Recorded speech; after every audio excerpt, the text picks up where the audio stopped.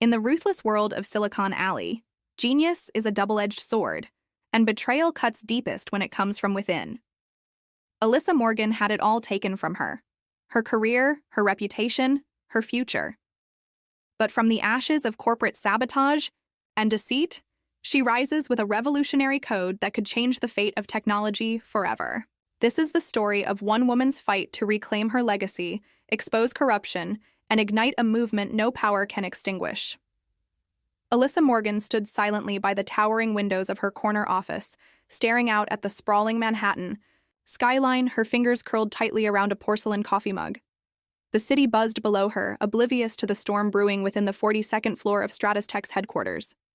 Today was supposed to be a milestone, a celebration of a decade's worth of sacrifices, sleepless nights, and relentless ambition. But instead, it was the beginning of an orchestrated downfall. StratusTech was a technological behemoth, known globally for its innovation in enterprise systems and AI solutions. Alyssa, as its systems architect and the woman behind its proprietary system, codenamed Phoenix Protocol, was the beating heart of the company's evolution. Her brilliance had saved the company from ruin during the 2015 cyber crash, and her innovations had fueled a decade of exponential growth. She had dedicated 10 years of her life to this place. 10 years of coding, leading teams, defending budgets, and mentoring junior engineers. And yet loyalty and legacy weren't enough to shield her from betrayal. "Good morning, Ms. Morgan," chirped Lena, her assistant, as she entered with the day's schedule. Her voice was unusually soft. Alyssa turned slowly. "Is something wrong, Lena?" Lena hesitated. "Mr. Connolly wants to see you in the boardroom. Now." Connolly. Jason Connolly, the new CEO who had arrived just 6 months ago, was handpicked by the board after the previous CEO's sudden retirement. Polished, charismatic, and dripping with Ivy League bravado, Connolly was known more for mergers and acquisitions than innovation. Alyssa narrowed her eyes. "Did he say what it was about?" "No, but..." Lena glanced down nervously. "I think you should brace yourself." The boardroom was unusually full. A dozen board members, legal counsel, and Jason Connolly himself sat in silence. Alyssa's stomach clenched. Jason rose. "Alyssa, please sit." She did, refusing to let her face betray the dread creeping through her spine. Jason's voice was calm, rehearsed. "As of today, StratusTech has decided to restructure its leadership and realign our vision moving forward. Unfortunately, that means your position as systems architect is being dissolved." The words echoed like gunshots. Alyssa's mouth opened, but no sound emerged. Then sharply, "Dissolved? You're firing me?" One of the board members interjected. "It's not personal, Alyssa. The company is pivoting." Jason slid a folder across the table. "A generous severance package, and we'll honor your stock options provided you sign the NDA." Her hands trembled as she opened the folder. The NDA had multiple clauses, chiefly a non-compete and a gag order about the Phoenix Protocol. But this protocol, this entire framework, I built it. My intellectual property, Jason raised a hand. The company owns all developments. Under its roof, per your employment agreement. Legal counsel nodded. Standard clause, you signed it in 2013. Alyssa felt the room spin. "You're stealing my life's work." Jason's tone turned ice cold. "You were compensated. Handsomely. And we expect you to uphold your end of the agreement." 2 weeks passed in a blur of rage and numbness. Her professional reputation, sterilized. Her company laptop, wiped. Her keycards, revoked. Even her mentorship credits on internal projects, removed. But Alyssa Morgan was not one to disappear quietly. She moved back to her modest brownstone in Brooklyn, the one she bought with her first big bonus in 2016. Surrounded by stacks of old notebooks, encrypted USB drives, and whiteboards filled with schematics, she began to rebuild, this time for herself. The original Phoenix Protocol was a distributed, AI-integrated enterprise system that could automate operations across industries, banking, logistics, and even defense. But Alyssa had always envisioned a more advanced version: autonomous, adaptive, unbreachable. Project Phoenix Exile. She recruited quietly, discreet messages to a few trusted allies. Raj, a cryptographer she once pulled from a failed fintech startup, May, a systems engineer who'd gone freelance after being pushed out of her own company, and Jonas, a cybersecurity expert and former flame. Each brought skills and wounds. All had experienced the underbelly of corporate ambition.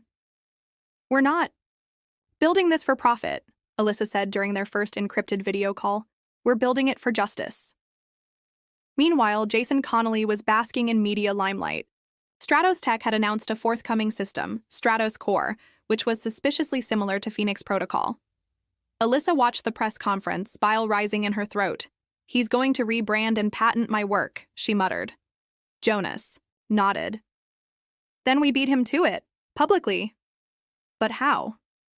"They control every license, every legal framework," May added. Alyssa tapped the whiteboard. "Not every version. The prototype I wrote in 2016, on my servers, on my own time. It's ours. We refine it, secure it, and release it open source. If the world adopts our system, they can't profit from theirs." Raj smirked. "A technological Robin Hood. I'm in." Their secret lab was a rented basement in Long Island City, disguised as a consulting firm. Over the next 4 months, they worked relentlessly. Alyssa refined the code. May designed the interface. Raj integrated military-grade encryption. Jonas tested it against every known cyber attack, but they needed evidence, proof that Phoenix Protocol was stolen and being rebranded.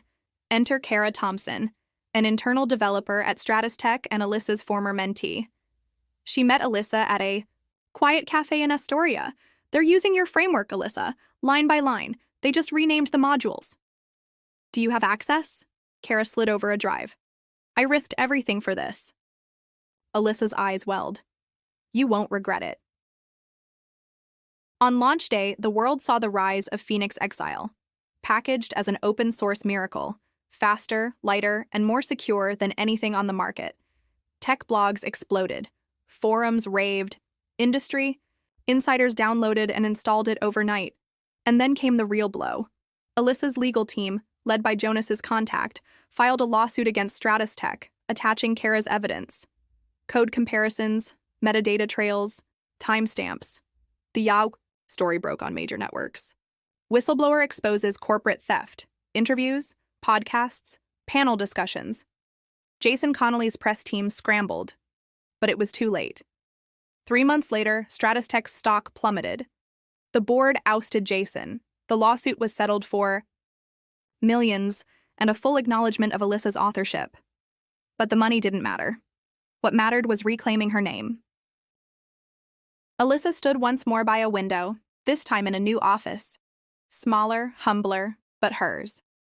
The walls bore whiteboards, not art. The air buzzed with purpose. Jonas entered, holding 2 coffees. "Interview with Wired in 30 minutes. She smiled. "Let's give them a story." The success of Phoenix Exile spread like wildfire. Within weeks of its open-source release, dozens of companies had adopted its framework, ranging from small fintech startups to major logistics firms. The cybersecurity community lauded its resilience, and open-source developers poured in with contributions and optimizations. The tech world now recognizes Alyssa Morgan not just as a brilliant architect, but as a revolutionary force. But Alyssa knew this was only the beginning. Despite the lawsuit victory, the damage Jason Connolly had done to her reputation in elite circles couldn't be undone overnight.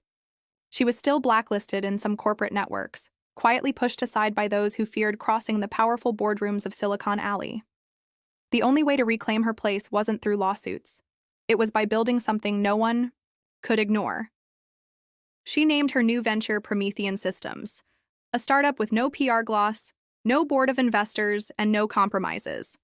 Its mission: to develop transparent, ethical AI systems that serve humanity, not profits. And this time, Alyssa held the reins. No shareholders, no puppeteers. Meanwhile, Jason Connolly wasn't done. Although ousted, he wasn't disgraced enough to be forgotten. With his golden parachute and remaining allies on other boards, he launched a stealth startup, Novadyne Technologies. Its aim? To reverse engineer Phoenix Exile, integrate proprietary code, and quietly sell it to government contractors who didn't care about ethics, only performance. When Alyssa got wind of Novadyne, her eyes narrowed. He's doing it again, only this time he's selling to black-budget programs. Jonas leaned back in his chair. He's working offshore, shell companies in Luxembourg and Singapore. Hard to trace. We don't need to trace him, Alyssa replied, her eyes flashing. We need to expose him. Again. They began building an intelligence framework. Using Phoenix Exile's analytics engine, Raj and May developed Shadowglass, a real-time threat detection tool designed to monitor global AI deployments and flag unlicensed code usage. Within weeks, Shadowglass flagged Novodyne's pilot test in a government surveillance project in Eastern Europe. Alyssa looked at the telemetry logs. He's using my adaptive compression module. That wasn't even in the 2016 prototype. He had Kara's later files. May cursed under her breath. That means they had a mole. The team went into full lockdown. All code repositories were re-encrypted and access logs reviewed. Within days, they identified the breach. An intern named Daniel, who had joined 3 months ago, recommended by a shared acquaintance of Kara's. Daniel was confronted and, after a long night of silence and a second confrontation with Jonas present, he cracked. I needed the money, my father's medical bills. They paid me to upload snapshots of your staging servers. Alyssa didn't yell. She didn't threaten. She simply said, "You're going to help us fix this." With Daniel's cooperation, they traced the payment accounts and digital breadcrumbs. It led to a private server farm in Iceland. One leased. Under Novodyne's real name, Jonas grinned. Perfect. Now we make a public example. The team launched Operation Chimera. Using Shadowglass and the stolen code evidence, they coordinated with investigative journalists, cybersecurity analysts, and transparency advocates. Articles flooded the net. Novodyne accused of AI theft betrayal and black markets, the dark side. Of Silicon Valley's former elites, how Alyssa Morgan's work is powering unauthorized surveillance, Jason Connolly responded in typical fashion. Lawyers, denial, counterclaims. But this time, Alyssa had public opinion on her side. The open-source community, still loyal to Phoenix Exile, turned into an army of digital warriors, tracking and flagging every Novodyne deployment. Pressure mounted. Congressional hearings were convened. Whistleblower protections were extended to developers. And finally, Jason Connolly was subpoenaed. In federal court, Alyssa stood across from the man who tried to erase her. Jason appeared composed, expensive suit, calm tone, but his arrogance had been chipped. The prosecution presented damning evidence, code comparisons, metadata trails, and Daniel's testimony. When Alyssa was called to testify, she spoke clearly and without emotion. Innovation without integrity is theft. I stand here not just for myself, but for every creator who's been silenced, stolen from, or erased. Jason's defense tried to dismiss the case as corporate rivalry, but the jury didn't buy it. In a unanimous verdict, Jason Connolly was found guilty of intellectual property theft and corporate espionage. He was sentenced to 5 years in federal prison, with a lifetime ban on leading or consulting any tech. Venture.Promethean Systems exploded in growth. Backed by ethical investors and global grants, it developed tools for climate data modeling, pandemic forecasting, and educational equity, all powered by Phoenix Exile's evolved framework. Alyssa became a speaker at UN panels, TED Talks, global ethics summits. Yet she remained grounded. Her team stayed lean, focused, no office towers, no hollow titles, just visionaries with laptops and a mission. One evening, as Alyssa stood alone on a rooftop overlooking Brooklyn, Jonas joined her. Everything you lost, you rebuilt, he said. Alyssa nodded. Stronger, smarter, on my terms. He held out a small plaque. It read, "In fire, we rise, Team Phoenix." Alyssa smiled. Let's make sure no one else burns alone. Months after the trial, the tech world entered a new era, what journalists began calling the post-exile age. Open-source ethics were no longer niche, they were mainstream. Governments and corporations now demand audit trails, AI transparency, and code provenance. And at the center of this shift stood Alyssa Morgan. But revolution invited resistance. Late one evening, May burst into the Promethean workspace, her eyes wide. Someone just tried to hijack one of our AI health models. The deployment in Kenya, we lost 30 minutes of live data before it rerouted through Shadowglass. Raj ran diagnostics. It wasn't just a probe. They mimicked our encryption keys. Someone inside had access to the latest build. Jonas narrowed his eyes. Again? Alyssa didn't flinch. No, this time we act faster. As they investigated the breach, familiar fingerprints emerged, an old API pattern, a callback structure that only one person besides Alyssa ever used. Kara. Alyssa stared at the code like she was looking into a ghost. She's alive. Back in 2016, after her disillusionment with Synapse Systems, Kara had disappeared.